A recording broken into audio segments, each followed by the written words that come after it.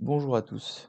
Dans la vidéo précédente, je vous ai présenté les premiers extraits des supports sur la comptabilité carbone, sous un angle théorique, qui présente les grands principes de la comptabilité carbone. Dans cette séance, nous abordons la comptabilité carbone sous une forme méthodologique et pratique. C'est cette méthode que les élèves vont utiliser pour réaliser le bilan carbone de l'établissement durant les semaines et mois suivants. Comment se déroule un bilan carbone? Il y a 4 étapes: la définition du périmètre, la collecte des données, le calcul et l'analyse des résultats, et ensuite la co-construction d'un plan d'action pour réduire les émissions. Il faut également penser que l'objectif, c'est de diminuer progressivement ces émissions, et il y a donc une démarche d'amélioration continue.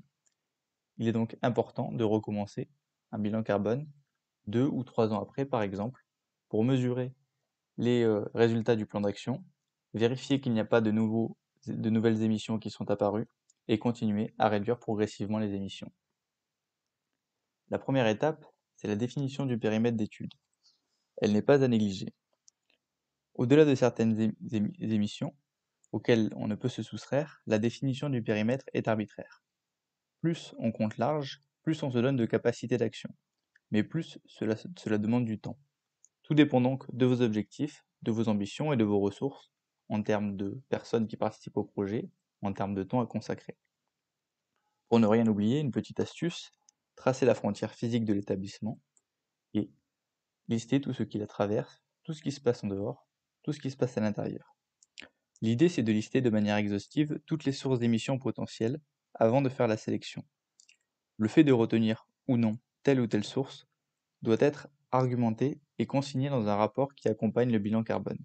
Cela permet de suivre efficacement le projet dans les prochaines années, par exemple en pouvant le comparer à de futurs bilans carbone et la possibilité de prendre éventuellement en compte des périmètres différents, ou également tout simplement de gagner du temps pour les prochains bilans carbone en reprenant certaines hypothèses et leurs explications. La seconde étape, c'est la collecte des données. Une fois ce périmètre établi, l'idée c'est de collecter justement toutes les données nécessaires pour le calcul des émissions. Il faut donc au préalable avoir listé toutes ces données à collecter. Pour cela, PEBC conseille de diviser les élèves en petits groupes qui se répartissent et étudient les différentes parties du calculateur, qui est réparti en énergie, transport, déchets, etc. À partir des facteurs d'émission qui sont déjà inclus dans le calculateur et du périmètre choisi, les élèves peuvent rédiger un outil de collecte avec toutes les données qu'ils doivent obtenir, avec les bonnes unités, pour mesurer efficacement les émissions des activités qui rentrent dans leur partie. Le projet PEBC fournit également un guide méthodologique qui, en cas de blocage, propose des solutions pas à pas pour mesurer les émissions, selon les activités, selon les postes concernés. Ces documents sont bien sûr à adapter si le périmètre choisi par l'établissement diffère avec les propositions incluses dans le calculateur. Dès les séances de présentation, comme dans le calculateur, PEBC facilite la réflexion des élèves en présentant les grandes catégories de postes d'émission au sein d'un établissement scolaire, ainsi que des exemples de données à collecter. Vous voyez ici par exemple pour l'énergie, les factures de chauffage ou d'électricité, les comptes rendus de maintenance ou de la climatisation, etc. PEBC propose également un certain nombre de personnes ressources, c'est-à-dire d'interlocuteurs et de parties prenantes, qui vont être amenés à être sollicités par les élèves dans la collecte des données, et qui sont aussi amenés à être concernés et impliqués dans le projet, notamment au niveau du plan d'action. Une fois toutes ces données collectées, elles peuvent être placées dans le calculateur, qui lui calculera automatiquement les, euh, les émissions associées aux activités et permettra d'obtenir des profils d'émissions. Ici, c'est un exemple de graphique que peut donner le calculateur PEBC. Une fois toutes les données entrées dans le calculateur, il les multiplie automatiquement au facteur d'émission et donne ce genre de résultat, c'est-à-dire un graphique qui permet de se représenter quels sont les postes les plus émetteurs.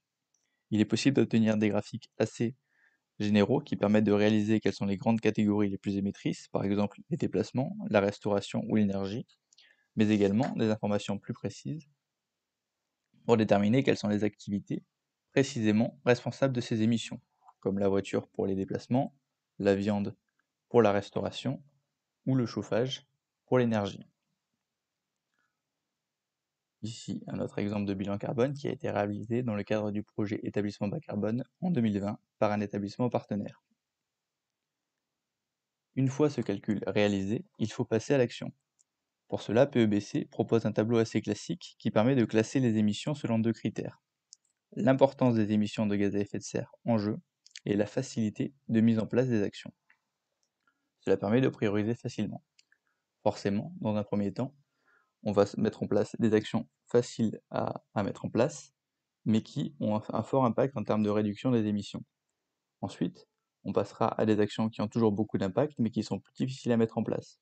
Par exemple, car elles impliquent une concertation avec différents acteurs, ou qu'elles impliquent de solliciter des acteurs institutionnels.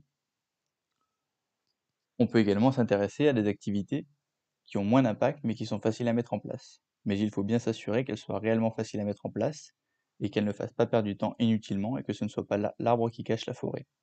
En ce qui concerne les activités qui seraient difficiles à mettre en place et qui n'auraient pas d'impact, il vaut mieux les ignorer dans un premier temps. Un autre aspect important, comme je le disais en début de vidéo, c'est que ce bilan carbone doit être inscrit dans la durée. L'objectif est de développer une stratégie, un plan d'action, de suivre cette mise en œuvre, puis quelques années plus tard, grâce à un nouveau bilan carbone, d'évaluer l'impact de la stratégie mise en place et de la corriger en maintenant les actions positives qui permettent de réduire les émissions de gaz à effet de serre et en s'attaquant à de nouvelles priorités, c'est-à-dire en améliorant progressivement le plan d'action et en continuant de diminuer les gaz à effet de serre. À retenir, la comptabilité carbone est une démarche en deux temps, avec une phase de bilan, puis une phase de plan d'action. Pour être utile, cette démarche doit être pensée à la fois sur un temps court, donc avec cette phase de bilan carbone, puis sur un temps long de manière itérative. C'est un outil essentiel pour se représenter le profil d'émission d'une organisation, c'est-à-dire quels sont les postes, les catégories qui sont les plus émetteurs. Et bien que ce soit une approche monocritère, au niveau du carbone, cela reste un bon proxy pour l'impact environnemental, notamment car cela se réfère aux énergies fossiles et au niveau de consommation énergétique. Vous pouvez approfondir tous ces sujets grâce à un MOOC qui a été réalisé par Avenir Climatique et l'association Bilan Carbone, disponible gratuitement sur YouTube. Dans la prochaine vidéo, nous vous présenterons la mise en place concrète du projet à partir des retours d'expérience de la première année d'expérimentation.